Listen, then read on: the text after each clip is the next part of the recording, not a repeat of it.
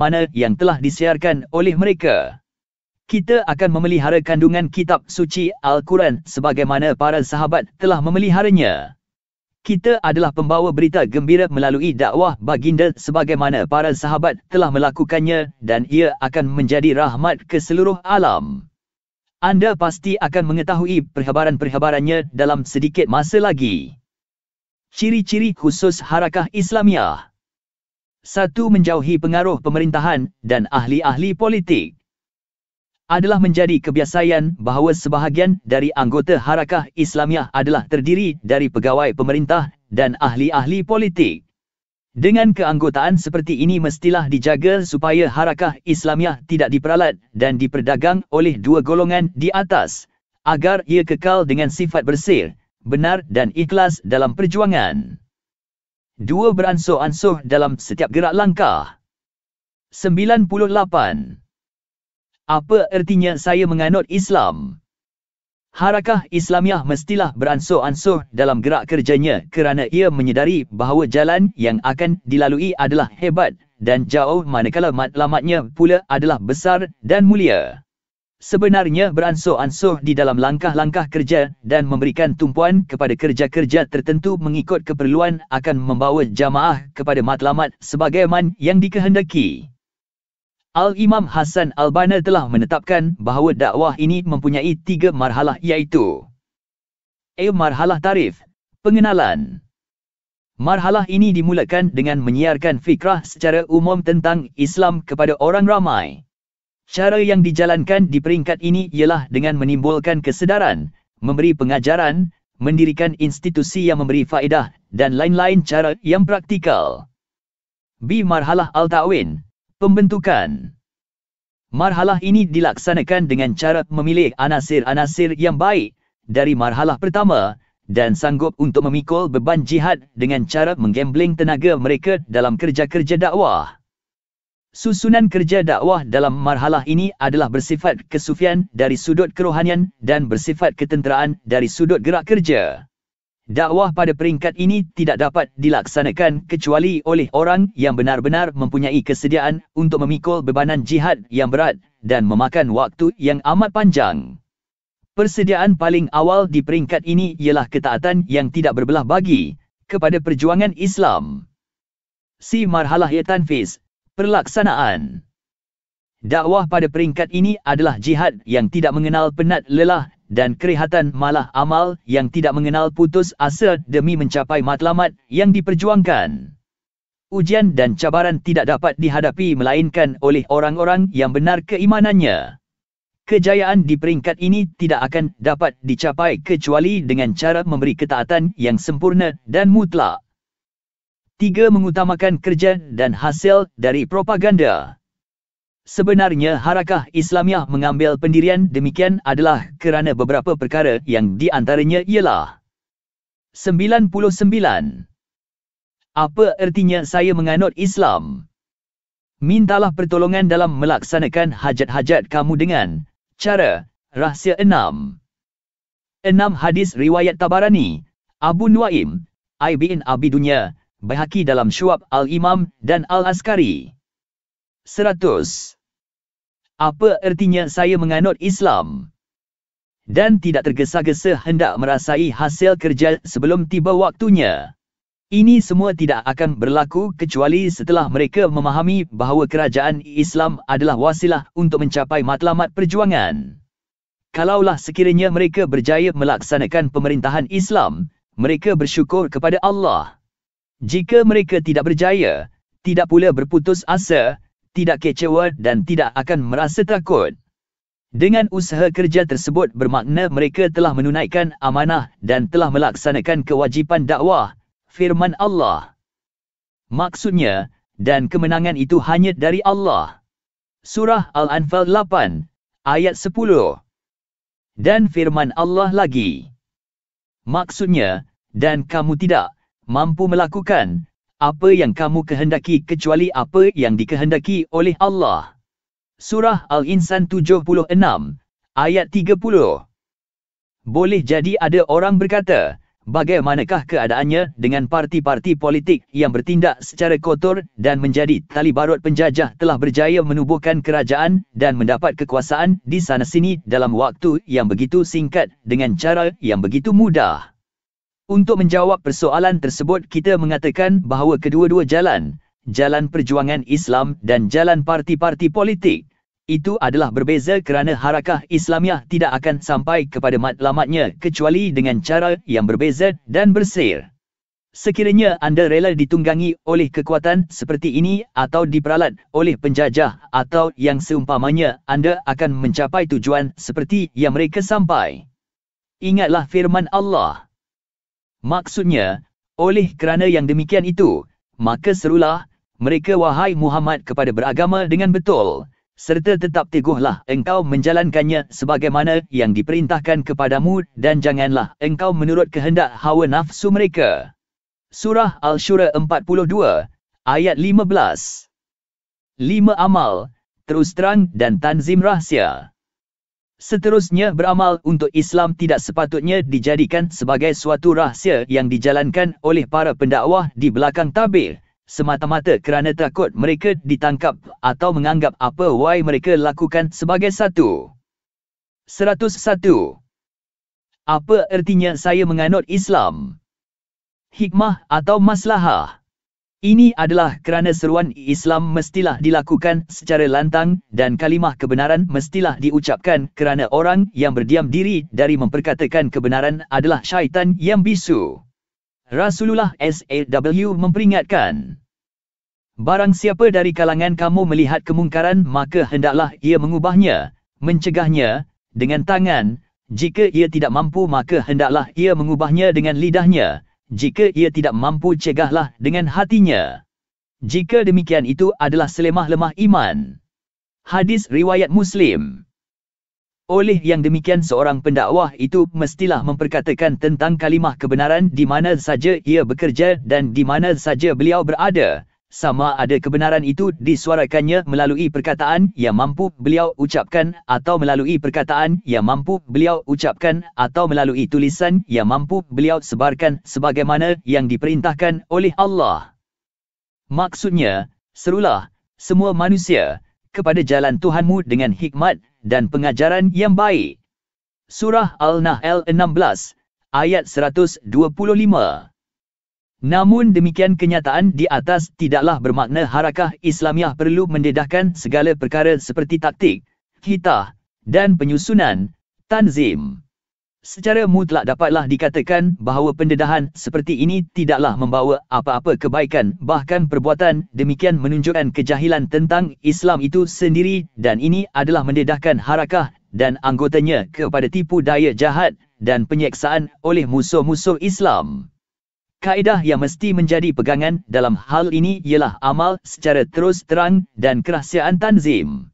Ini berdasarkan amal yang ditujukan oleh Rasulullah SAW di dalam sabdanya. Mintalah pertolongan dalam memenuhi hajat kamu dengan cara rahsia. Sabdanya lagi, peperangan itu adalah tipu daya. Hadis riwayat Bukhari dan Muslim. 6. Pengasingan jiwa bukan jasad. Sejak akhir-akhir ini banyak diperkatakan tentang uzlah syuriah, pengasingan jiwa, yang diutarakan oleh Al-Shahid Said Qutb, di mana beliau berkata, sesungguhnya menjadi satu kemestian supaya wujud satu barisan hadapan yang berazam mencapai cita-cita ini, terus mara di jalan ini, mara terus. 102. Apa ertinya saya menganut Islam? Dalam menghancurkan jahiliah yang bermaharajalela di serata pelusuk bumi, mara terus dalam usaha mengasingkan jiwa dari satu sudut di samping mengadakan hubungan jasadiah dengan jahiliah di sudut yang lain. Pengertian uzlah yang dimaksudkan oleh Al-Shahid Said Qutb di sini ialah uzlah syuriah, pengasingan jiwa, dari dikotori atau dijangkiti oleh noda-noda masyarakat jahiliah, memisahkan jiwa dengan cara merasai ketinggian iman di samping terus mara dalam gerak kerja menghapuskan jahiliah dengan mendedahkan kepalsuan, mencabar kebatian, terus berkorban dan berjihad tanpa takut kepada celaan orang-orang yang suka mencela. Uzlah di sini adalah bermakna perbezaan, yakni perbezaan di antara golongan yang beriman dengan golongan yang kufur, perbezaan dari sudut pemikiran dan pandangan, perbezaan dari sudut akhlak dan tata susila hidup, perbezaan dari sudut perasaan dan kepekaan. Inilah bentuk uzlah yang diseru oleh Islam dan inilah ajaran yang dibawa oleh Rasulullah SAW yang terdapat dalam banyak hadis. Antaranya yang bermaksud, jadilah kamu orang yang kuat daya ciumannya di kalangan manusia. Sabda Rasulullah SAW lagi, maksudnya, jangan seseorang dari kamu menjadi orang yang tidak punya pendirian dengan berkata, aku bersama orang ramai. Jika sekiranya mereka berbuat baik, aku pun berbuat baik. Jika mereka melakukan kejahatan, aku pun turut melakukan kejahatan. Tetapi hendaklah kamu menetapkan pendirian kamu. Maka jika sekiranya manusia berbuat baik, maka hendaklah kamu berbuat baik. Tetapi jika mereka berbuat jahat, maka hendaklah kamu menjauhkan diri dari berbuat jahat terhadap mereka. Hadis riwayat Tirmizi. Inilah pengertian uzlah yang dimaksudkan manakala dari sudut gerak kerja, harakah, pergaulan dan dakwah tidak ada uzlah sama sekali dan tidak ada pengasingan diri. Sekiranya berlaku pengasingan diri, nescaya terhentilah gerak kerja, harakah, pergaulan dan dakwah. Dan ingatlah para petugas amal Islami hari ini berhadapan dengan berbagai kumpulan dan golongan manusia. Oleh itu mereka tidak harus berpegang kepada satu hukum atau satu cara sahaja dalam pergaulan dengan mereka. Manusia-manusia yang dihadapi oleh para pendakwah. Satu, di kalangan orang ramai terdapat orang-orang yang telah beriman dan telah berpegang teguh dengan hukum hakam Islam dalam kehidupan pribadi tetapi tidak melaksanakan kewajipan-kewajipan amal haraki dalam sebuah jamaah. Dalam hal ini para pendakwah tidak boleh menyamakan mereka dengan orang atau golongan lain. 103. Apa artinya saya menganut Islam? 2. Selain dari golongan di atas, terdapat orang-orang yang menganut agama dan berbangga dengan Islam dalam keadaan mereka sendiri jahil. Mereka ini tidak berpegang dengan hukum hakam Islam dan mereka ini adalah golongan umat Islam yang terbesar pada hari ini. Para pendakwah tidak seharusnya menyamakan kedudukan mereka dengan kedudukan orang-orang kafir. 3. Ada pula dari kalangan manusia yang menjadi musuh ketat kepada Islam. Mereka ini memusuhi Allah dan Rasul-Nya sama ada secara pribadi atau bersama dalam parti-parti politik atau pemimpin-pemimpin kerajaan. Sikap dan pendirian para pendakwah terhadap golongan di atas semestinya berbeza di antara satu sama lain. Perbezaan ini adalah atas perkiraan dekat atau jauhnya mereka dengan Islam, sejajar dengan penerimaan dan penolakan mereka terhadap Islam, yakni bergantung kepada sikap kepatuhan atau permusuhan mereka terhadap Islam. Ada di kalangan mereka perlu diberi bimbingan dan asuhan, ada pula yang perlu diberi kesedaran dan ilmu pengetahuan tentang Islam. Ada juga yang tidak boleh dihadapi kecuali dengan pedang, sementara golongan yang lain pula menjadi penyakit yang sangat berbahaya. Kesemua ini menuntut para pendakwah mempunyai hubungan yang mendalam dan meluas dengan masyarakat, kerana masyarakat adalah bumi tempat mereka beramal dan berjihad. Tetapi bentuk hubungan para pendakwah dalam masyarakat adalah berbeza dengan cara orang biasa. Hubungan mereka adalah dengan bentuk usaha mempengaruhi, supaya menerima Islam, bukan dipengaruhi oleh noda-noda jahiliah, hubungan yang membawa kepada pembersihan, bukan hubungan yang membawa kepada kekotoran. Sesungguhnya benar apa yang diucapkan oleh Rasulullah SAW di mana baginda bersabda, maksudnya, sesaat kesabaran seseorang kamu di dalam medan jihad adalah lebih baik dari ibadah biasa seseorang kamu yang dilakukan selama 60 tahun. 7. Matlamat tidak menghalalkan cara. Kuman-kuman kerosakan yang dibawa oleh aliran-aliran pemikiran dan sistem-sistem yang bukan Islam iaitu teori Machiavelli yang berpegang kepada kaedah matlamat menghalalkan cara, atau dengan kata lain mengutamakan diri sendiri dengan cara melanggar prinsip-prinsip dan teori-teori yang mereka sendiri lawangkan dan serukan. Berapa banyak dari doktrin dan keyakinan aliran pemikiran Machiavelli ini yang telah terkeluar dari landasannya apabila cuba dilaksanakan secara praktikal. 104. Apa ertinya saya menganut Islam? Sama ada di peringkat pemerintahan ataupun di dalam peringkat pelaksanaan sistem parlimen. Pada hakikatnya aliran-aliran pemikiran ini tidak dapat menentukan untuk dirinya dan para penganutnya satu keyakinan yang dapat memelihara mereka dari melakukan penyelewengan dan sikap pura-pura. Mereka tidak membezakan sifat-sifat ini dengan apa yang mengambil tempat dalam kancah pertarungan politik dan pemikiran. Mereka juga tidak dapat membezakan secara jelas dalam tindak tanduk ahli-ahli politik tradisional dan para pemimpin akidah. Oleh yang demikian maslahah atau kepentingan rakyat telah berubah menjadi kepentingan parti. Kepentingan parti pula bertukar menjadi kepentingan peribadi bagi pemimpin-pemimpin parti. Oleh yang demikian isu-isu yang berhubung dengan persoalan umat telah menjadi kertas kerja yang membawa keuntungan, menjadi barang yang diperdagangkan, bolah ditawar-menawar di pasaran. Musuh di masa lampau, kini menjadi teman rapat. Teman-teman rapat hari ini esoknya menjadi musuh ketat. Beginilah keadaannya hinggalah ideologi atau fahaman-fahaman ini tidak membawa sebarang erti lagi. Yang tinggal hanya ialah nama, slogan-slogan yang dusta lagi palsu. Inilah keadaan yang berlaku dalam kancah perebutan kuasa dan ideologi ciptaan manusia, dan pertarungan inilah yang menjelaskan dan mendedahkan rahsia pergolakan yang tersembunyi dalam ideologi tersebut, dan inilah sebab yang membolehkannya berkembang dan mendapat kekuasaan dalam masa yang singkat. Pada hakikatnya ideologi ini tidaklah terikat dengan akidah dan akhlak dalam erti kata yang sebenarnya, malah ia juga tidak mempunyai sikap dan pendirian yang jelas.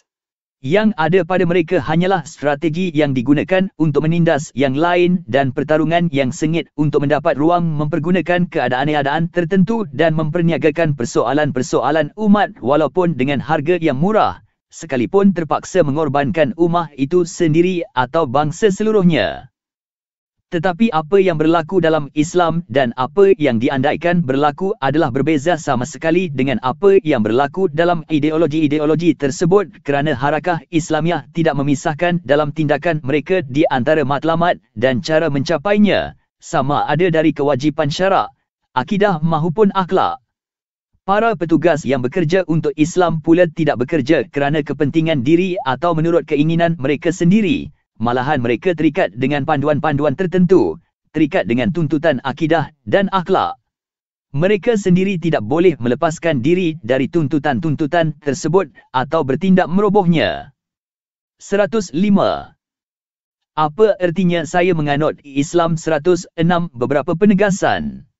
1. Bekerja untuk menegakkan kebenaran tidak boleh menggunakan cara-cara yang batil untuk mencapai tujuan dan matlamat perjuangan, sekalipun cara yang batil itu hanya dengan satu kalimah dan satu slogan sahaja, kerana Allah berfirman, maksudnya, dan katakanlah, wahai Muhammad, kebenaran itu ialah yang datang dari Tuhan kamu, maka sesiapa yang mahu beriman, hendaklah dia beriman, dan sesiapa yang mahu kufur ingkar, biarlah dia mengingkarinya.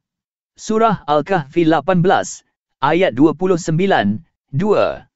Kebenaran itu adalah satu sifat yang menyeluruh, tidak boleh dibahagi-bahagikan atau dijuzuk-juzukkan.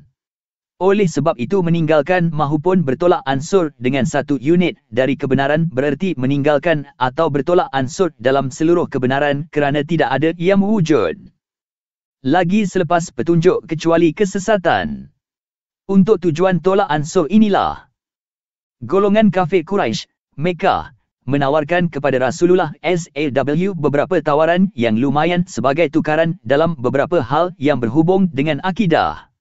Lantas baginda menjawab secara tegas dengan membaca 1, 2, 3, 4, 5, 6. Katakanlah, wahai Muhammad, wahai orang-orang kafir. 2. Aku tidak akan menyembah apa yang kamu sembah. 3. Dan kamu tidak mahu menyembah Allah yang aku sembah. 4. Dan aku tidak akan beribadat secara kamu beribadat. 5. Dan kamu pula tidak mahu beribadat secara aku beribadat. 6. Bagi kamu agama kamu dan bagiku agamaku. Surah Al-Kafirun 109, ayat 1-6, 3.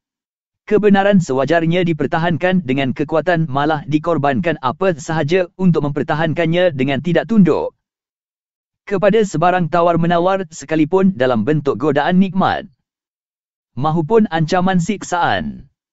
Kerana inilah tukang-tukang sihir Fir'aun, apabila melihat kebenaran telah jelas di hadapan mereka, mereka tidak lagi mengendahkan ancaman Fir'aun, sebaliknya mereka merasa mulia dengan keimanan mereka, iman yang mengatasi segala bentuk kepentingan diri. Mereka berkata kepada Fir'aun, "Apa ertinya saya menganut Islam 107? 72, maksudnya, oleh itu, hukumkanlah apa sahaja yang engkau hendak hukumkan, kerana sesungguhnya engkau hanyalah dapat menghukum dalam kehidupan dunia ini sahaja." 73 Sesungguhnya kami telah beriman kepada Tuhan kami, supaya diampunkannya kesalahan-kesalahan kami dan dosa-dosa sihir yang engkau paksakan kami melakukannya, dan Allah jualah yang lebih baik dan lebih kekal balasan pahalanya. Surah Taha 20, ayat 72-73, Rasulullah SAW sendiri ketika ditawarkan kepadanya kerajaan, kemegahan dan harta kekayaan agar baginda mengurangkan dakwahnya, membalas tawaran tersebut dengan bersabda, "Demi Allah, jika sekiranya kamu meletakkan matahari di sebelah kananku dan bulan di sebelah kiriku, dengan harapan agar aku meninggalkan urusan dakwahku ini, tidak akan aku tinggalkan sehinggalah Allah menzahirkannya atau aku sendiri binasa kerananya." Al-Hadis 4. Para pendukung hendaklah hidup dalam keadaan penuh sedar dan berwaspada. Mereka mestilah berpegang teguh dengan agama Allah dan mengambil petunjuk dari petunjuknya. Maka janganlah mereka tertipu dengan keadaan atau dipaksa menerima penyeksaan yang tidak sejajar dengan dasar-dasar akidah dan akhlak. Allah memperingatkan, maksudnya, dan hendaklah engkau menjalankan hukum di antara mereka dengan apa yang telah diturunkan oleh Allah, dan janganlah engkau menurut kehendak hawa nafsu mereka. Dan berjaga-jagalah supaya mereka tidak memesongkanmu dari sesuatu hukum yang telah diturunkan oleh Allah kepadamu. Kemudian jika mereka berpaling, enggan menerima hukum Allah itu, maka ketahuilah, hanyasanya Allah mahu menyeksa mereka dengan sebab setengah dari dosa-dosa mereka, dan sesungguhnya kebanyakan dari umat manusia itu adalah orang-orang yang fasik. Surah Al-Maidah 5, ayat 49, sejarah Rasulullah SAW telah menceritakan kepada kita bahawa sewaktu Raja Ghassan cuba mempengaruhi Ka'b bin Malik, salah seorang dari 3 orang sahabat yang tidak ikut serta dalam perang Tabuk bersama Rasulullah SAW dengan tetap tinggal di Madinah, dengan menulis sepucuk surat kepada Ka'b yang kandungannya antara lain menyebut, "Apa ertinya saya menganut Islam? Bahawasanya telah sampai perkhabaran kepadaku bahawa sahabatmu, yakni Rasulullah SAW, bersikap dingin terhadapmu, padahal Allah tidaklah menjadikan engkau hina dan terbiar begini. Oleh itu datanglah engkau menggabungkan diri dengan kami." Pada waktu itu memang Rasulullah SAW telah pun memutuskan hubungan dengan ketiga-tiga sahabatnya itu, di mana tidak seorang pun dari orang Islam bertegur sapa dengan mereka. Sebaik sahaja membaca surat itu, Ka'b terus berkata, "Ini juga adalah satu bala ujian yang berpunca dari kesalahan saya mengingkari perintah Nabi, sehingga membuatkan seorang musyrik berani cuba menggoda saya." Kemudian beliau terus ke dapur lalu membakar surat tersebut. 5. Akhir sekali, mestilah difahami bahawa kebenaran, al-haq, adalah sesuatu yang telah ditentukan oleh Allah, bukannya oleh manusia, sekalipun kebenaran itu bercanggah dengan kehendak hawa nafsu, pendapat dan pandangan mereka seluruhnya. Ini adalah kerana Islam tidak menerima sikap tolak ansur dan tunduk kepada kehendak-kehendak umum dalam perkara-perkara yang bercanggah dengan ketentuan syarak, sekalipun dalam masalah yang kecil. Menurut logik Islam, sifat demikian adalah dianggap nifak dan melanggar batas-batas yang ditentukan oleh Allah SWT. Sesiapa yang menukarkan keredaan manusia dengan kemurkaan Allah, tidaklah Allah menambah kepadanya melainkan dengan kehinaan, dan barang siapa yang menukarkan keredaan Allah dengan kebencian manusia, tidaklah Allah menambah kepadanya melainkan kemuliaan. Sungguh benar sabda baginda Rasulullah SAW yang bermaksud, Jangan seseorang dari kamu menjadi orang yang tidak punya pendirian dengan berkata, aku bersama orang ramai, jika sekiranya mereka berbuat baik, aku pun berbuat baik. Jika mereka melakukan kejahatan, aku pun turut melakukan kejahatan, tetapi hendaklah kamu menetapkan pendirian kamu. Maka jika sekiranya manusia berbuat baik, maka hendaklah kamu berbuat baik. Tetapi jika mereka berbuat jahat, maka hendaklah kamu menjauhkan diri dari berbuat jahat terhadap mereka. Hadis riwayat Tirmizi. Persiapan Harakah Islamiyah. Al-Syahid Imam Hasan Al-Banna telah menerangkan tentang persiapan Harakah Islamiyah dengan berkata, persediaan adalah persediaan orang-orang yang terdahulu dari kita dan senjata yang digunakan oleh pemimpin besar kita dan ikutan kita Rasulullah SAW dan 108. Apa artinya saya menganut Islam 109 para sahabatnya dalam memerangi alam ini dengan bilangan yang kecil dan harta kekayaan yang sedikit, tetapi dengan pengorbanan yang benar, skim yang akan menjadi senjata kita untuk memerangi alam ini sekali lagi. Satu, iman adalah persiapan utama kita. Satu, orang-orang yang terdahulu dari kita telah beriman dengan keimanan yang mendalam, kukuh bersih dan ampun terhadap Allah, pertolongan dan bantuannya. Firman Allah, maksudnya, jika Allah menolong kamu maka tidaklah ada orang yang dapat mengalahkan kamu. Surah Ali Imran 3, ayat 162. Mereka juga beriman secara mendalam dengan manhaj, sistem hidup ilahi, keistimewaan dan kesesuaiannya dengan kehidupan manusia. Allah menjelaskan, 15. Maksudnya, sesungguhnya telah datang kepada kamu cahaya kebenaran, Nabi Muhammad, dari Allah dan sebuah kitab, Al-Quran, yang jelas nyata keterangannya. 16. Dengan Al-Quran, itu Allah menunjukkan jalan-jalan keselamatan serta kesejahteraan kepada sesiapa yang mengikut keredaannya dan, dengannya, Tuhan keluarkan mereka dari gelap gelita, kufur, kepada cahaya, iman, yang terang benderang, dengan izinnya dan, dengannya juga, Tuhan menunjukkan mereka ke jalan yang lurus. Surah Al-Maidah 5, ayat 15-16, 3. Mereka juga berpegang dengan kukuh kepada persaudaraan dan kesuciannya. Firman Allah yang bermaksud, sesungguhnya orang-orang mukmin itu adalah bersaudara. 4. Mereka juga beriman dengan benar terhadap kebesaran, kemuliaan Allah serta limpahan ganjaran yang bakal dikurniakannya berdasarkan firman-Nya. Apa artinya saya menganut Islam? Maksudnya, tidaklah patut bagi penduduk Madinah dan orang-orang yang di sekeliling mereka dari orang-orang Arab ketinggalan daripada turut berperang bersama Rasulullah, dan tidaklah patut mereka mengasihi diri mereka sendiri dengan tidak menghiraukan Rasulullah.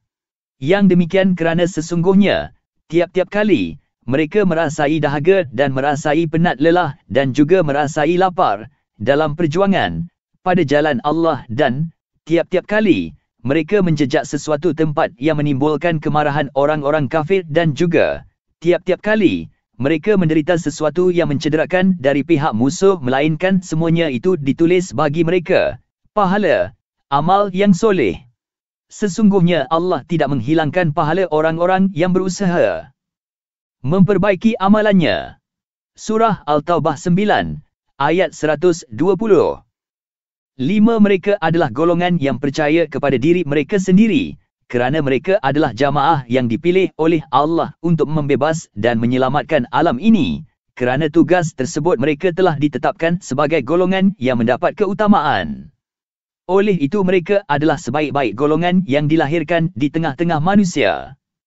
Sesungguhnya mereka adalah golongan yang mendengar seruan orang yang menyeru kepada keimanan lantas mereka pun beriman. Kita mengharapkan Allah akan menumbuhkan bibit-bibit kecintaan terhadap iman seperti itu dan kita juga mengharapkan Allah menghiasi hati-hati kita dengan iman itu sebagaimana Allah menumbuhkan bibit-bibit keimanan di dalam hati-hati golongan Islam yang terdahulu. Oleh yang demikian keimanan adalah persiapan kita yang pertama. 1. Jihad adalah sebahagian dari persiapan. Orang-orang yang terdahulu dari kita benar-benar mengetahui dan memahami bahawa dakwah mereka tidak akan mencapai kejayaan kecuali dengan jihad, pengorbanan, penyerahan harta kekayaan dan jiwa raga, lantas mereka pun mengorbankan diri dan harta benda mereka untuk perjuangan. Mereka berjihad pada jalan Allah dengan sebenar-benarnya. Mereka mendengar seruan Allah yang menyeru mereka. 110. Apa artinya saya menganut Islam? 111. Maksudnya, katakanlah, wahai Muhammad, jika bapa-bapa kamu dan anak-anak kamu dan saudara-saudara kamu dan isteri-isteri, atau suami-suami kamu dan kaum keluarga kamu dan harta benda yang kamu usahakan dan perniagaan yang kamu bimbang akan merosot, dan rumah-rumah tempat tinggal yang kamu sukai, jika semuanya itu menjadi perkara-perkara yang kamu cintai lebih daripada Allah dan Rasul-Nya dan daripada berjihad untuk agamanya, maka tunggulah sehingga Allah mendatangkan keputusannya, azab seksanya, kerana Allah tidak akan memberi petunjuk kepada orang-orang yang fasik, derhaka. Surah Al-Taubah 9, ayat 24. Sebaik sahaja mendengar seruan yang berupa ugutan itu, mereka pun terus menyambutnya. Mereka membebaskan diri mereka dari segala sesuatu yang mereka cintai dengan penuh kerelaan hati, malahan mereka bergembira dan merasa bahagia dengan janji setia yang mereka berikan kepada Allah. Ada di kalangan mereka yang bertarung dengan maut tetapi masih menyeru, marahlah menuju Allah dengan tidak membawa sebarang bekalan. Ada juga di kalangan mereka yang mengorbankan seluruh harta benda yang dimiliki dengan berkata, aku tinggalkan untuk keluargaku Allah dan Rasul-Nya. Ada juga di antara mereka yang bermadah sedangkan mata pedang sedang berada di atas batang tengkuknya. Aku tetap tidak peduli asalkan aku seorang Muslim, biarpun diriku dibunuh mati untuk Allah, kematianku pasti. Demikianlah yang telah terjadi kepada mereka. Mereka berjihad dengan jihad yang benar, pengorbanannya besar, penyerahan diri yang sungguh. Dan kita juga akan melakukan demikian dengan izin Allah. Apa artinya saya menganut Islam? Penggabungan saya dalam gerakan Islam mewajibkan saya mengetahui mengapakah saya berada di dalam Harakah Islamiah, gerakan Islam, dan tidak bersama organisasi lain. Apakah sebab-sebab yang menjadikan saya berada di dalamnya? Mengapa saya tidak berada di dalam organisasi lain? Apakah sebab-sebab yang menjadikan saya berada di dalamnya? Mengapa saya tidak berada di dalam organisasi lain? Apakah ini satu kebetulan, sedangkan kebetulan adalah tertolak oleh logik syariat Islam, atau ia adalah hasil dari penelitian dan pilihan saya sendiri? Saya mesti memahami cara-cara atau jalan pergerakan dalam Harakah Islamiah supaya penggabungan saya dengan Harakah Islamiah adalah penyertaan yang dibuat atas dasar kesedaran dan pemikiran yang sihat, bukan penyertaan secara membuta-tuli atau kerana sesuatu keinginan. Apabila saya menggabungkan diri dengan Harakah Islamiah, saya mestilah mengetahui bahawa cara bergerak dalam gerakan-gerakan lain dan organisasi yang berbagai bentuk tidaklah mencerminkan garis dasar Islam sebenarnya. Tidak ada satu pun dari organisasi-organisasi itu sendiri terdapat perbezaan yang besar dari sudut iltizam, sama ada dalam soal prinsip maupun soal cabang. Pada hakikatnya, orang yang memerhatikan seluruh alam Islami akan melihat wujudnya pertubuhan Islam berbagai bentuk dan aliran. Satu kelompok yang menjurus kepada kerohanian. Kita dapati wujud badan-badan yang kegiatan-kegiatannya menjuruskan kepada soal-soal kerohanian semata-mata, di mana mereka menitik beratkan pendidikan kerohanian sahaja. Manakala bidang-bidang yang lain tidak langsung mendapat perhatian, sedangkan bidang-bidang itu dipandang penting oleh Islam seperti bidang pemikiran, siasah, politik, jihad, organisasi, perencanaan, perancangan dan seumpamanya. Pendekatan dan fahaman demikian menyebabkan mereka terpisah jauh dari realiti kehidupan, tidak memahami keadaan persekitaran tempat mereka hidup dan tidak mungkin diadakan sesuatu usaha yang memberikan kesan dan mengubah suasana tersebut. 112. Apa artinya saya menganut Islam? Dua kelompok yang menjurus kepada kebudayaan dan ilmu. Kita juga dapat wujudnya badan-badan yang kegiatannya menjuruskan kepada kebudayaan dan ilmu pengetahuan semata-mata, yang pada asalnya muncul dari sikap ingin bertindak balas atau keinginan berlumba-lumba dengan pertubuhan-pertubuhan lain, seperti pertubuhan Kristian dan Yahudi. Antara lain pertubuhan yang mengikut aliran-aliran ini ialah Syubanul Muslimin. Kemunculan cara ini menyebabkan mereka turut bertitik tolak di atas pertubuhan-pertubuhan tersebut kerana tekanan dan terpengaruh dengan tradisi pertubuhan-pertubuhan berkenaan. Bahkan terdapat kelompok-kelompok Islam di dalam aliran ini dalam banyak keadaan memberikan kerugian kepada Islam kerana gerak kerjanya adalah selari dengan pertubuhan-pertubuhan yang terang-terang menentang Islam dan penganutnya.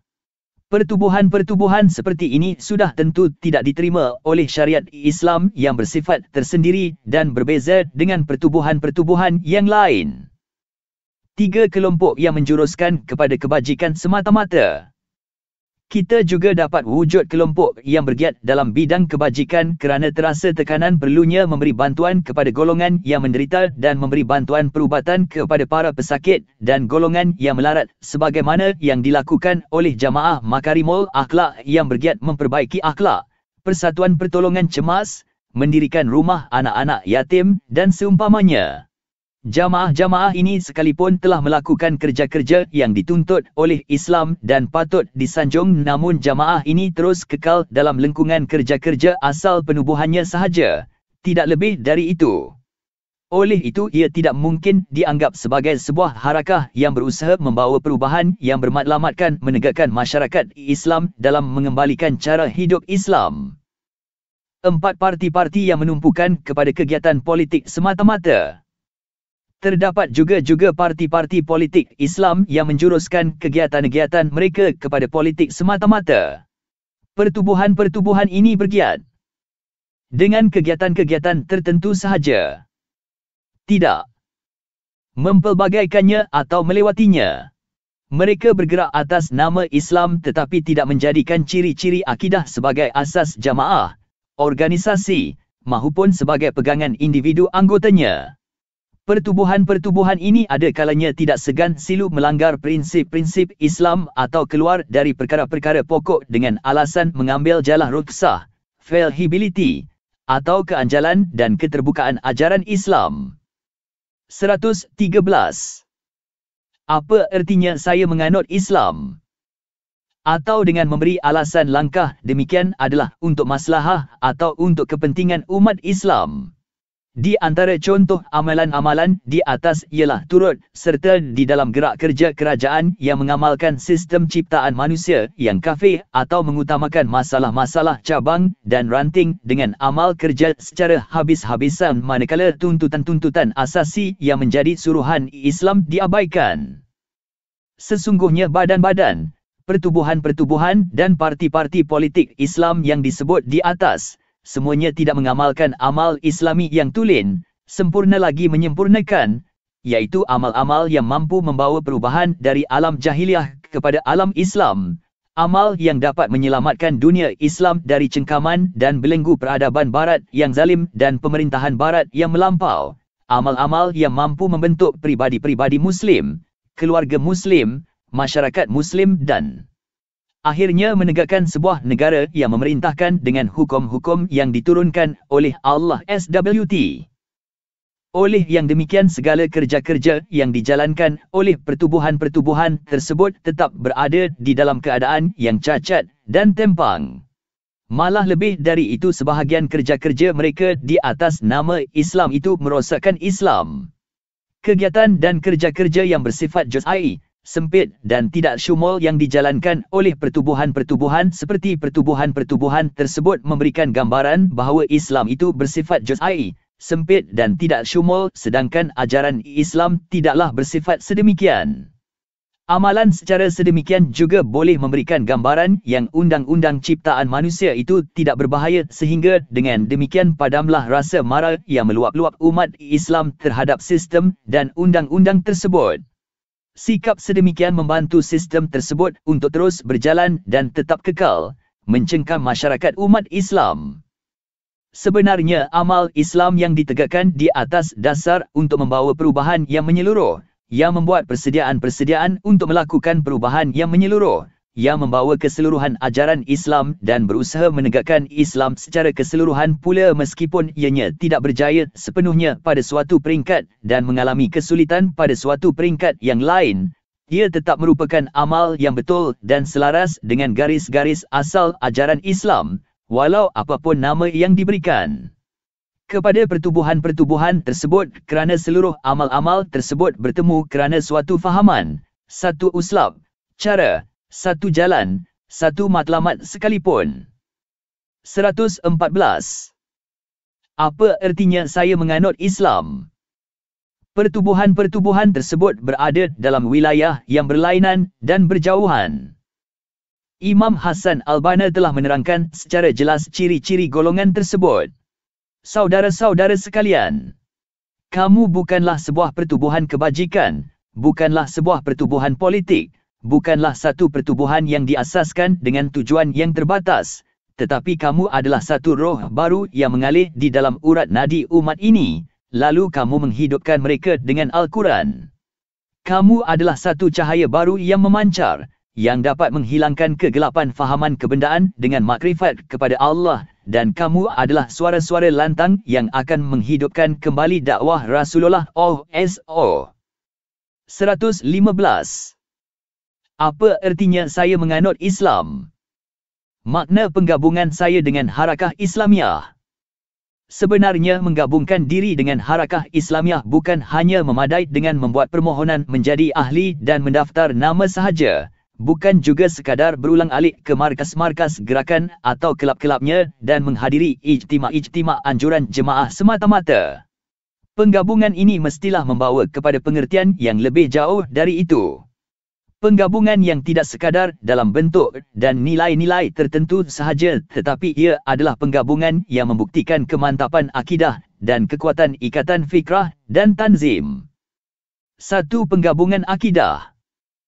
Perkara pertama yang wajib diketahui apabila kita menggabungkan diri dengan Harakah Islamiyah ialah sejauh manakah berlakunya penggabungan dari sudut akidah, kerana Harakah Islamiyah menolak penggabungan yang berdasarkan kepada kecenderungan atau tikah terhadap pribadi, sahsiah, seperti yang berlaku pada pertubuhan-pertubuhan asing yang hanya mementingkan soal-soal teraju kepimpinan sahaja, dan hubungan seperti inilah yang menjadi kuman-kuman yang menghancurkan pertubuhan-pertubuhan tersebut. Oleh itu, penggabungan Harakah Islamiyah pertama-tamanya ialah penggabungan dengan agama Islam sendiri. Penggabungan ini seterusnya menuntut kita mentaati segala titah perintah Allah SWT, mengharapkan rahmat serta keredaannya. Dengan cara ini, penggabungan dengan Harakah Islamiyah tidak terjejas sekiranya berlaku kematian pribadi tertentu atau kehilangan mereka dari medan dakwah kerana sesuatu sebab, kerana penggabungan akidah mengikat seseorang dan jamaah dengan Allah SWT.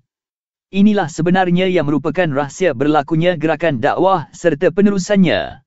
Sayyidina Abu Bakar R.A. berkata, "Sesiapa yang menyembah Muhammad, sesungguhnya Muhammad telah mati, dan sesiapa yang menyembah Allah, sesungguhnya Allah tetap hidup dan tidak mati." Allah SWT berfirman. 116. Apa ertinya saya menganut Islam? Yang bermaksud, sesungguhnya orang-orang yang memberi pengakuan taat setia kepadamu, wahai Muhammad, untuk berjuang menentang musuh, mereka hanya saja memberikan pengakuan taat setia kepada Allah. Allah mengawasi keadaan mereka memberikan taat setia itu untuk membalasnya. Oleh itu, sesiapa yang tidak menyempurnakan janji setianya, maka bahaya tidak menyempurnakan itu hanya menimpa dirinya, dan sesiapa yang menyempurnakan apa yang telah dijanjikannya kepada Allah, maka Allah akan memberi kepadanya pahala yang besar. Surah Al-Fat, ayat 10. Harakah Islamiyah juga menolak penggabungan yang didorong oleh semangat dan perasaan yang melulu, kerana Islam itu sendiri adalah sistem yang ditegakkan di atas dasar kefahaman. Juga kerana matlamat bekerja untuk Islam itu sendiri adalah untuk menegakkan manhaj hidup Islam di dalam masyarakat, di mana perlaksanaannya dilakukan dengan penuh kesedaran, penelitian dan secara lebih objektif. Oleh yang demikian, kesedaran yang timbul dari akidah, kesedaran dalam bentuk haraki dan pegangan yang kukur dari sudut amalan merupakan perkara yang disyariatkan untuk penggabungan diri dengan gerakan Islam. Bahkan keteguhan pendirian seseorang dalam melaksanakan amal-amal dakwah dan jaminan untuk terus kekal bersama arus dakwah serta turut mengecap kejayaannya menuntut seseorang itu memiliki kefahaman yang betul dan kesedaran yang murni terhadap makna penggabungan ini. Ramai di kalangan mereka yang guguh tercicir dari jalan dakwah ataupun bertindak meninggalkan perjalanan ini dengan begitu cepat adalah terdiri dari mereka yang turut serta atas dorongan dan perasaan yang melulu atau atas semangat dan tekanan suasana tertentu sedangkan mereka tidak memahami gambaran sebenarnya tentang jalan perjuangan ini.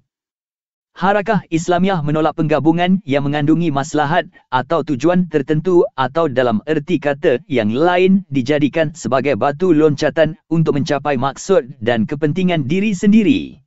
Mereka menjadikan penggabungan diri mereka dengan jamaah sebagai satu cara untuk mencapai keuntungan peribadi sama ada dalam bentuk kebendaan ataupun masyarakat. Sebenarnya, penggabungan diri ke dalam Harakah Islamiah bererti seseorang itu mestilah mengorbankan seluruh kekuatan dan kemampuannya untuk jamaah, menyerahkan kepentingan diri untuk kepentingan jamaah, bukan sebaliknya. Inilah yang menambatkan amal. 117. Apa ertinya saya menganut Islam? Dengan niat, seseorang intima atau penggabungan dengan Harakah Islamiah adalah intima dengan seluruh ruang lingkup gerak kerjanya. Oleh yang demikian tidak seseorang yang bergabung dengan Harakah Islamiah mestilah membersihkan, menyucikan dan memurnikan diri dan jiwa mereka dari segala kepentingan yang rendah. Rasulullah SAW bersabda, yang bermaksud, sesungguhnya amalan-amalan itu hanya dikira dengan niat. Sesungguhnya, ganjaran bagi setiap orang itu diberi berdasarkan apa yang ia niatkan. Malah sesiapa yang hijrahnya kepada Allah dan Rasul-Nya maka balasan hijrahnya ialah pahala kerana Allah dan Rasul-Nya dan sesiapa yang hijrahnya untuk dunia yang diingininya atau kerana wanita yang ingin dikahwininya maka balasan hijrahnya itu ialah mengikut apa yang dia niatkan. Muttafaqun alaih. Dua penggabungan untuk masa depan. Satu lagi perkara yang sepatutnya wujud di dalam penggabungan seseorang di dalam Harakah Islamiah ialah penggabungan masa depannya bersama masa depan jamaah dengan makna masa depannya, senang susahnya, mestilah terikat dengan jamaah dalam bentuk dan apa keadaan sekalipun. Penggabungan tersebut mestilah tidak terikat atau terhenti dengan berakhirnya marhalah tertentu atau penggabungan dalam suasana tertentu, kemudian berhenti setelah berakhirnya suasana tersebut. Penggabungan dengan jamaah juga mestilah tidak terbatas kepada zaman muda belia dan bujang sahaja, lalu berhenti setelah meningkat dewasa dan berumah tangga. Penggabungan ini juga mestilah tidak terbatas dalam keadaan kemiskinan, kesusahan dan kesempitan kemudian menghilang diri setelah kaya raya dalam kehidupan dan kelapangan. Penggabungan ini juga bukanlah terbatas di waktu keadaan aman damai, kemudian menghilang apabila ditimpa bala dan ujian. Sebenarnya penggabungan ini mestilah penggabungan yang bersifat kekal abadi, tidak bercerai-berai, tidak berunduh ke belakang dan tidak cabut lari sehingga ia kembali menemui Tuhannya dalam keadaan ia menggabungkan diri dengan Harakah Islamiah. Inilah yang dilakukan oleh para salafus soleh, bahkan inilah yang ditegaskan oleh sebahagian ayat-ayat suci Al-Quran. 118. Apa artinya saya menganut Islam? 119 di antaranya firman Allah SWT yang bermaksud, dan ada sebahagian dari manusia yang berkata, kami beriman kepada Allah, kemudian apabila dia diganggu dan disakiti pada jalan Allah, dia jadikan gangguan manusia itu seperti azab seksa Allah, lalu dia taatkan manusia, dan jika datang pertolongan dari Tuhanmu memberi kemenangan kepadamu, mereka sudah tentu akan berkata, kami adalah sentiasa bersama-sama kamu. Mengapa mereka berdusta? Bukankah Allah lebih mengetahui akan apa yang terpendam dalam hati sekalian makhluk? Dan sesungguhnya Allah mengetahui akan orang-orang yang beriman dan sesungguhnya Dia mengetahui akan orang-orang yang munafik. Surah Al-Ankabut, ayat 10-11.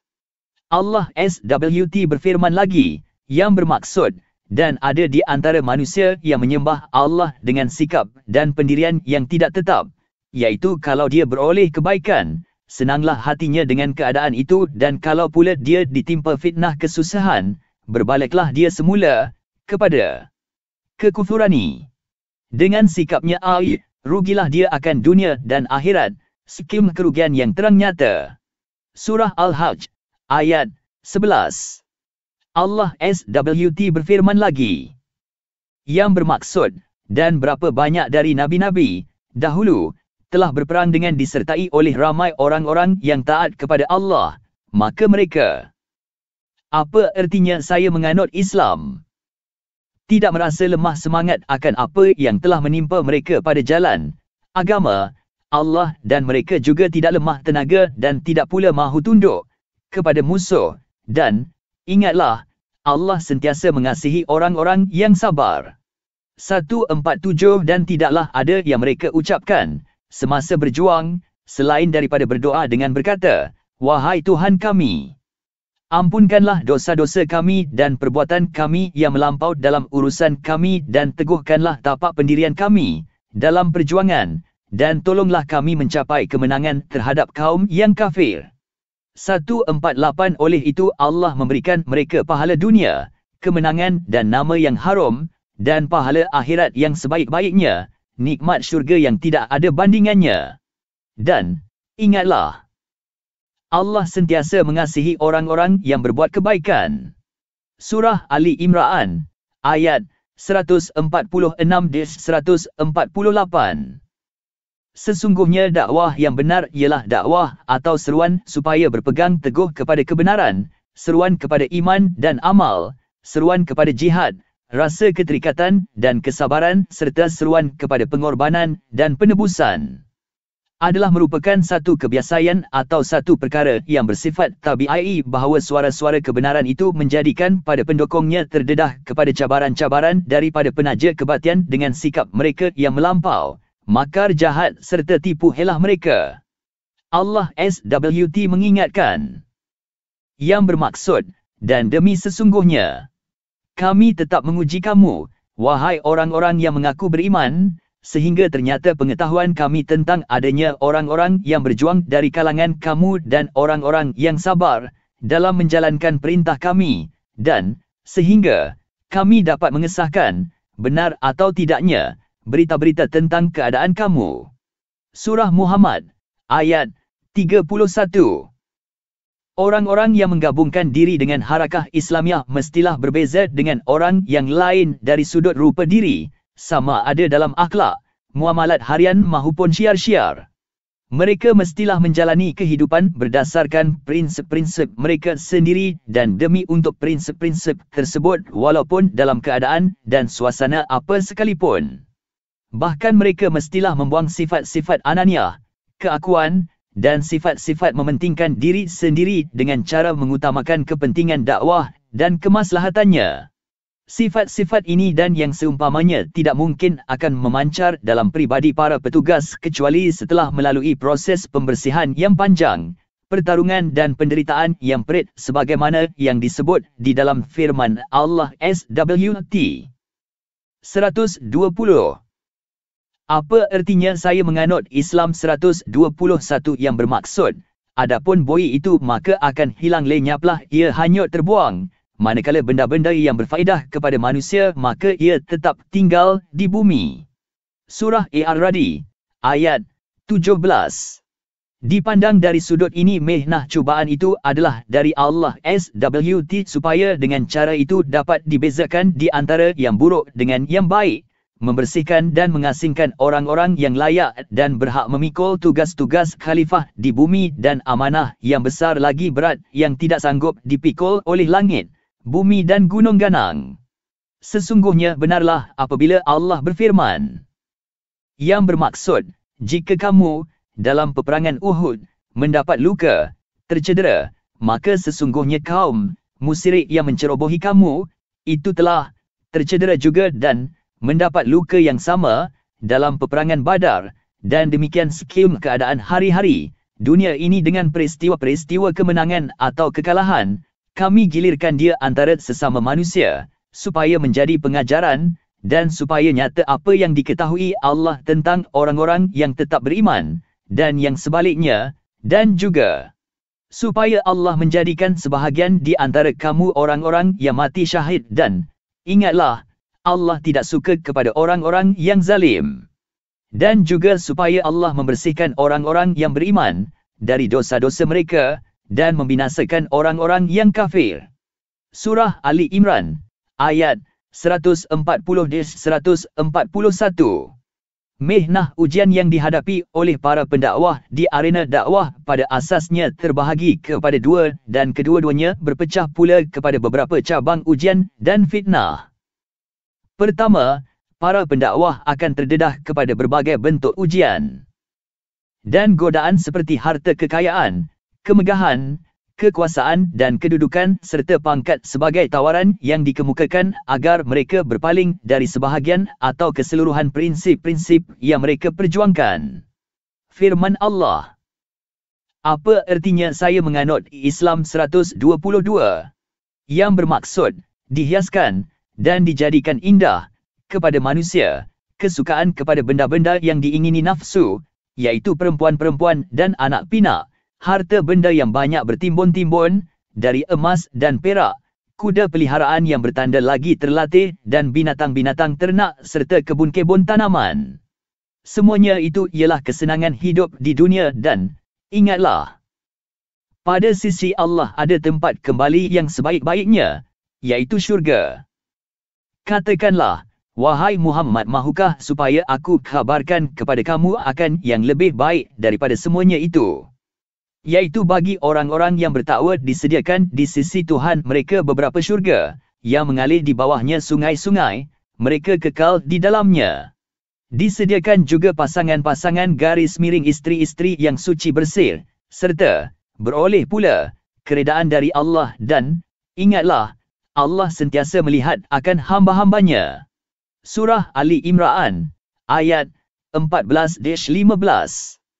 Kedua, para pendakwah akan menghadapi berbagai bentuk ugutan, tekanan dan penyeksaan di mana mereka akan dipukul, dipenjara, dibunuh, diperangi atau disekat sumber rezeki mereka.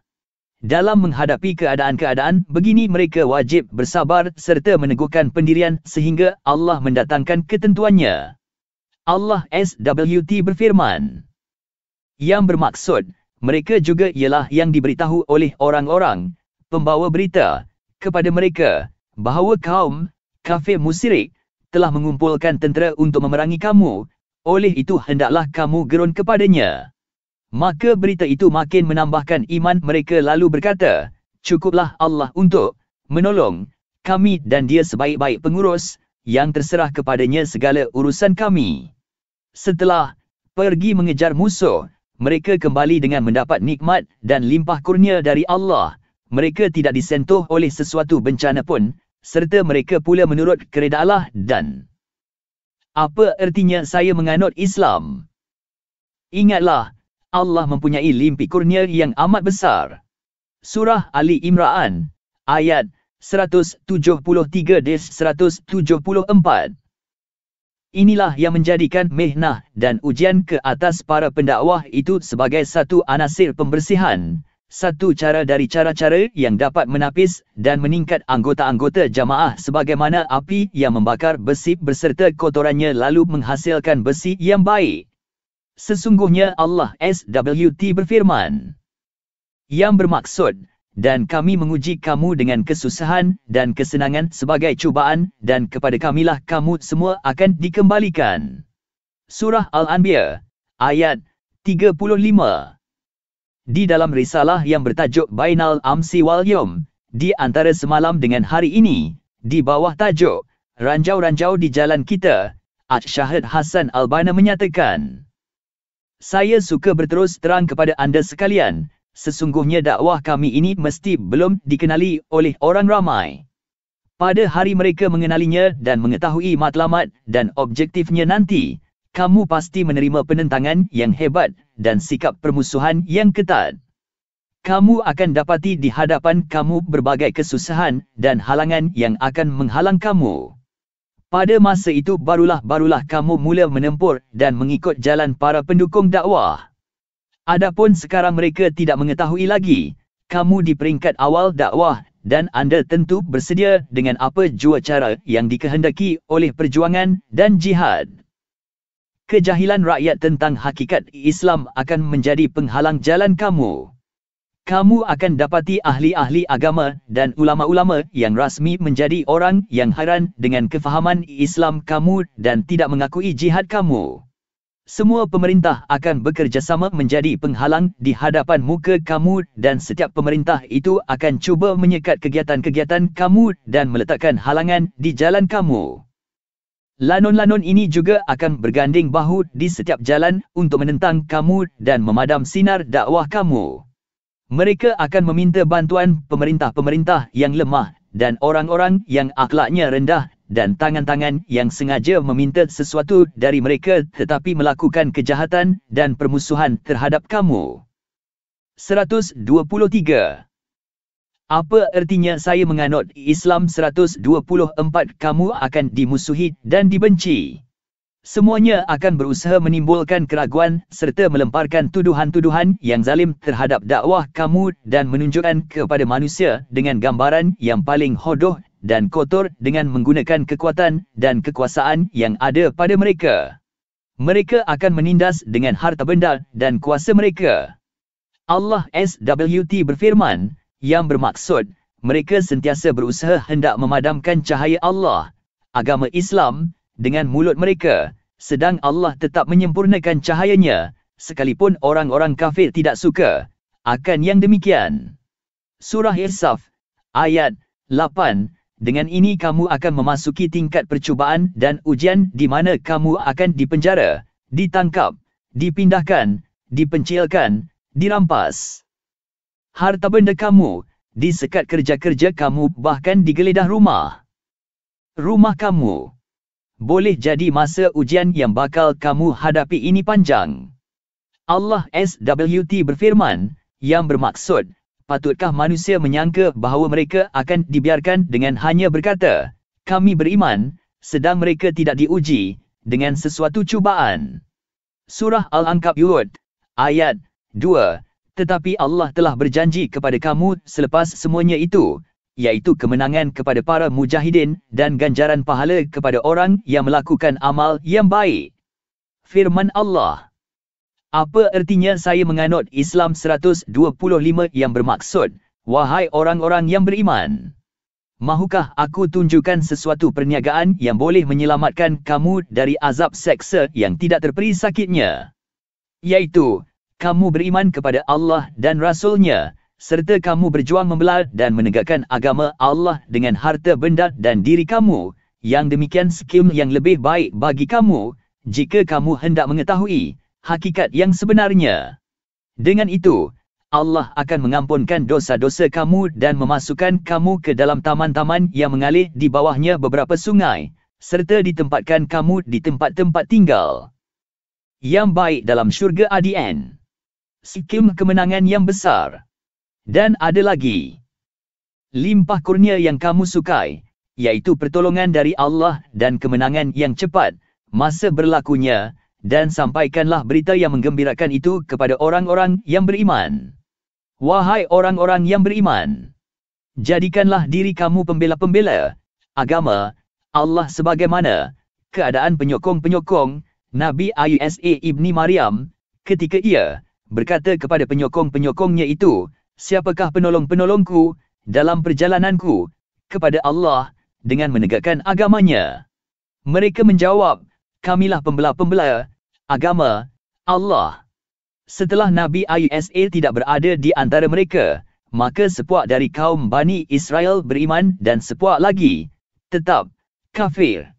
Lalu kami berikan pertolongan kepada orang-orang yang beriman untuk mengalahkan musuhnya, maka menjadilah mereka orang-orang yang menang. Surah Irsaf, ayat 10-14. Setelah memahami penjelasan demikian, apakah kamu akan tetap pendirian untuk menjadi penolong-penolong, pejuang-pejuang menegakkan agama Allah? Apa artinya saya menganut Islam? Di sana terdapat 3 perkara penting yang mesti difahami oleh para petugas amal Islam bagi memastikan kejayaan gerak kerja mereka. 1. Matlamat perjuangan yang jelas. 2. Jalan menuju matlamat yang jelas. 3. Berpegang teguh, iltizam, dengan matlamat dan jalan yang jelas. 1. Matlamat perjuangan yang jelas. Sebenarnya matlamat perjuangan merupakan daya tenaga yang sangat besar bagi para petugas yang bekerja untuk Islam.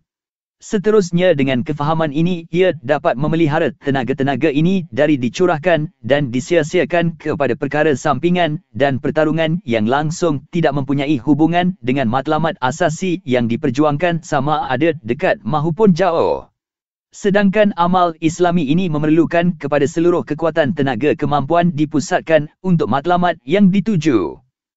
Dari pengkajian kami, pengarang, terhadap manhaj Islam dan dari pengamatan dan renungan kami terhadap kitab Allah dan dari pengalaman-pengalaman yang dilalui secara praktikal di dalam berbagai marhalah atau peringkat sejarah Islam, jelaslah kepada kita bahawa matlamat asal bagi agama Islam ini ialah supaya manusia mengabdikan diri kepada Tuhannya sama ada dalam kehidupan peribadi mahupun dalam masyarakat. Mereka mengabdikan diri kepada Allah di dalam masjid semasa mendirikan sembahyang dan mereka juga mengabdikan diri kepada Allah di dalam kedai semasa berjual beli, menjadikan mereka abdi kepadanya dalam melaksanakan pemerintahan, menjadikan mereka abdi kepada Tuhannya dalam masa memohon, dia juga menjadikan sebagai abdinya semasa menjalankan hukuman dan keadilan. Allah SWT berfirman 126. Apa artinya saya menganut Islam? Yang bermaksud, dan ingatlah, aku tidak menciptakan jin dan manusia melainkan untuk mereka menyembah dan beribadat kepadaku. Surah Az-Zariyat, ayat 56. Dengan lebih tegas lagi, tujuan asasi itu ialah untuk menjadikan manusia mengabdikan diri semata-mata kepada Allah, iaitu wala mereka dan seluruh urusan hidup mereka tunduk dalam pengabdian kepada Allah. Bukanlah mengabdikan diri kepada Allah itu hanya cukup dengan urusan-urusan agama yang khusus sahaja, tetapi merangkumi kedua-duanya, urusan-urusan agama dan urusan dunia.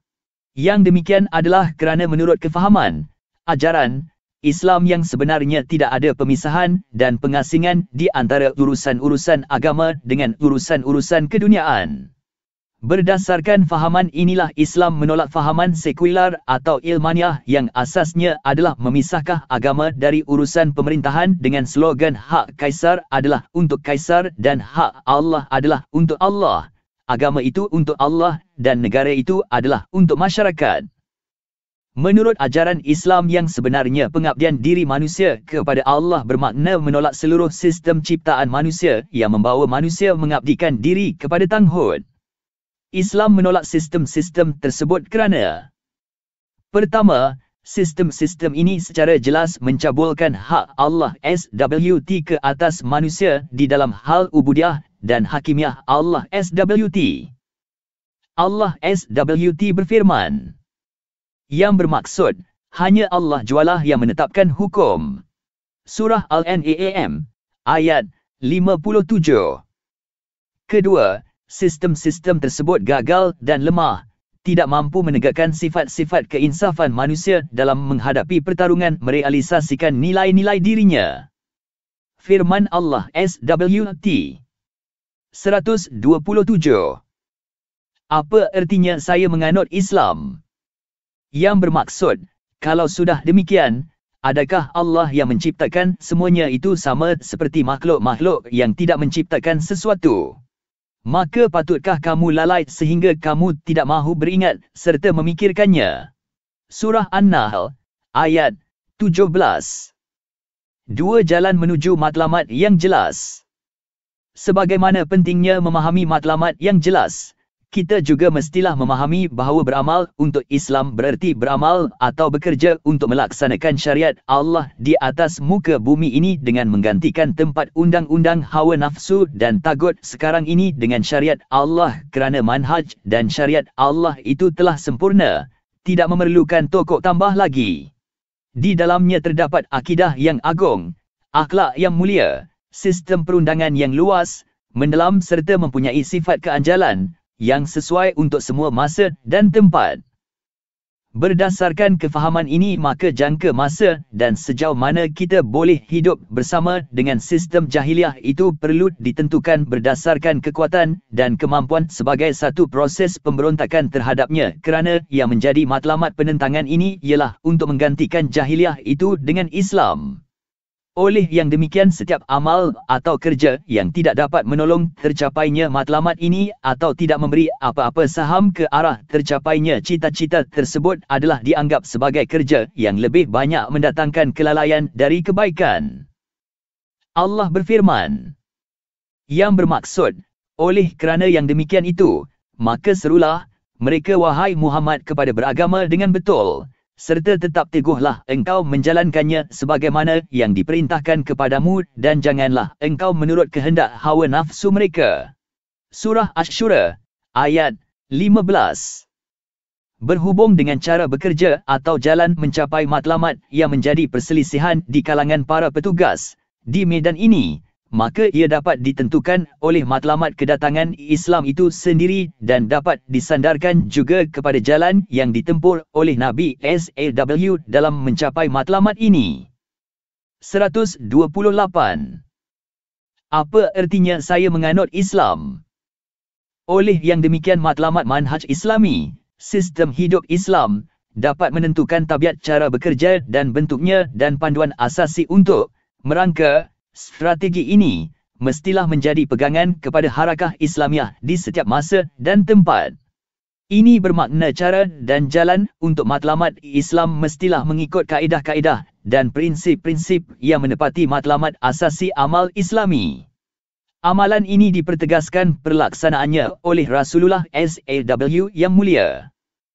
Apa yang diperkatakan di atas adalah berdasarkan matlamat bagi sesuatu sistem atau manhaj itu adalah ditentukan oleh ilmu pengetahuan ilmiah. Oleh yang demikian, tabiat jalan atau cara yang hendak diikuti juga mestilah bersifat ilmiah sesuai dengan matlamat itu sendiri. Demikian juga halnya dengan suatu manhaj yang bersifat pendidikan ketenteraan, kesukanan atau kebajikan, maka cara kerjanya perlulah serasi dengan matlamat-matlamat tersebut.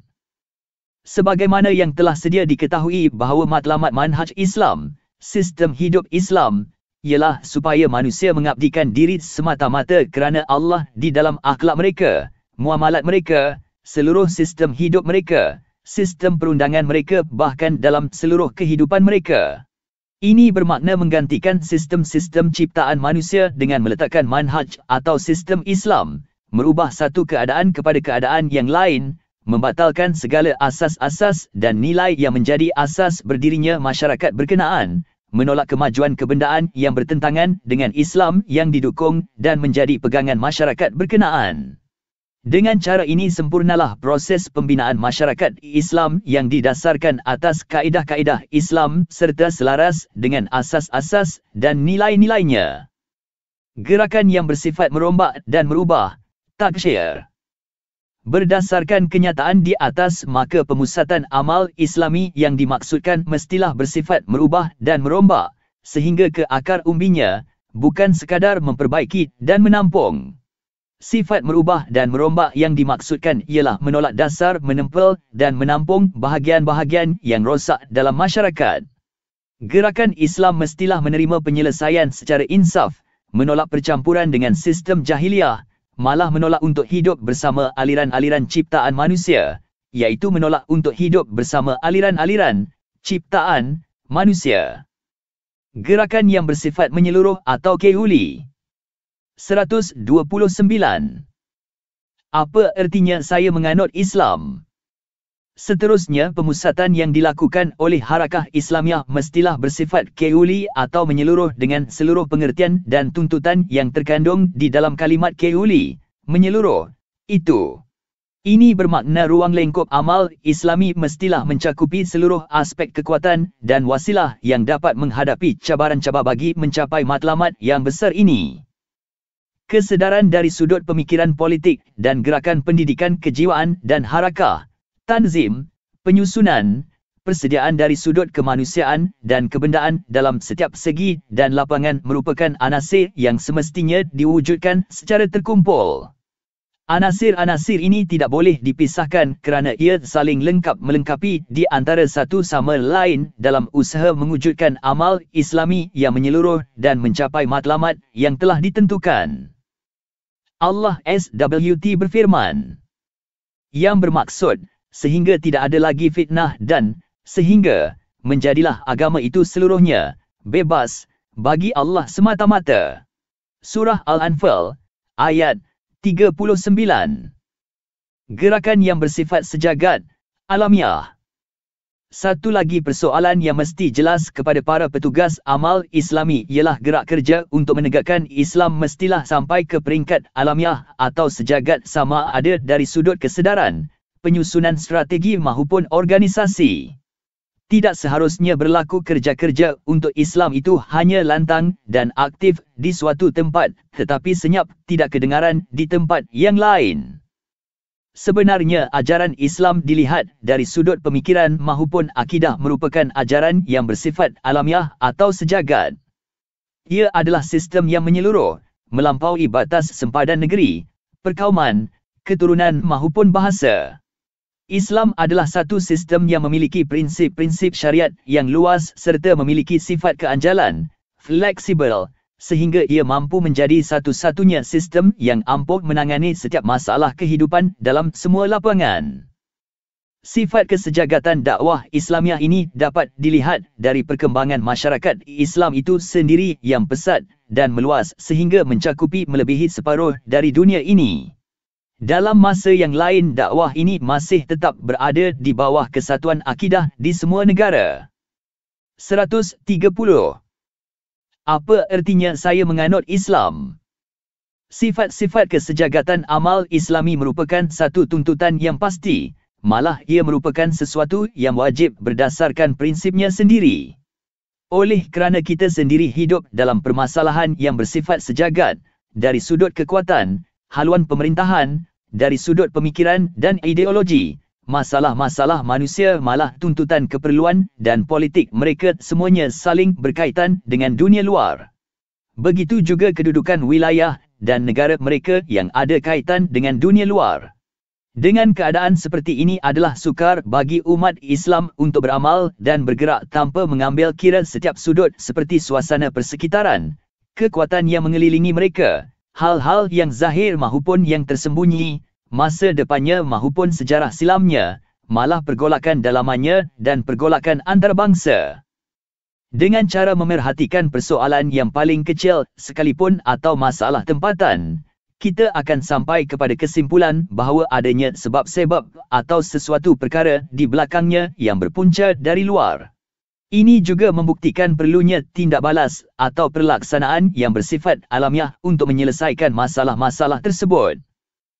Bertitik tolak dari keadaan inilah maka para petugas amal Islami yang menjadi perintis harakah Islamiah yang bersifat alamiah mestilah keluar dari daerah pemikiran perencanaan dan tanzim yang bersifat tempatan supaya dengan cara ini kita dapat mengelakkan dari mencurahkan kemampuan dan kekuatan kepada kerja-kerja yang bersifat kedaerahan dan kepentingan setempat sahaja. Dengan cara ini juga kerja-kerja dapat ditumpukan demi memenuhi tuntutan-tuntutan atau persoalan-persoalan asasi yang lebih besar. Dengan cara ini juga mereka akan mencapai matlamat kewujudan mereka sendiri iaitu untuk menjadikan kalimah Allah yang tinggi dan kalimah orang-orang kafir itu rendah. Peranan harakah Islamiah. Tanggungjawab harakah Islamiah ialah menyediakan segala bentuk tenaga dan kemampuan yang diperlukan untuk menghancurkan kerajaan tagut, bukan tanggungjawab mencari penyelesaian kepada masalah-masalah masyarakat jahiliah dengan cara-cara dan hukum hakam yang lain dari hukum Allah. Peranan amal Islami juga bukanlah sekadar mencari penyelesaian terhadap masalah-masalah pelajaran, mass media, makanan, pakaian, politik, ekonomi atau masalah-masalah lain yang ditinggalkan oleh sistem ciptaan manusia yang memusnahkan itu. Apabila harakah Islamiah terpaksa juga memperkatakan masalah-masalah tersebut sama ada dari jauh atau dekat, maka pembicaraan. 131. Apa ertinya saya menganut Islam? Tersebut mestilah sekadar mendedahkan kelemahan-kelemahan sistem tersebut yang menjadi punca timbulnya masalah tadi dalam masyarakat. Pembicaraan tersebut tidak sekali-kali dengan tujuan membantu sistem tersebut untuk berkuasa, terus kekal atau meningkatkan perkembangannya. Sebagai contoh, apabila dikemukakan masalah inflasi, maka Harakah Islamiah mestilah menjelaskan bahawa inflasi ini adalah hasil dari pelaksanaan sistem kapitalis, di mana ciri atau tabiat sistem ini sendiri memberi ruang untuk munculnya perbuatan monopoli dalam ekonomi perniagaan dan melahirkan perbuatan segolongan manusia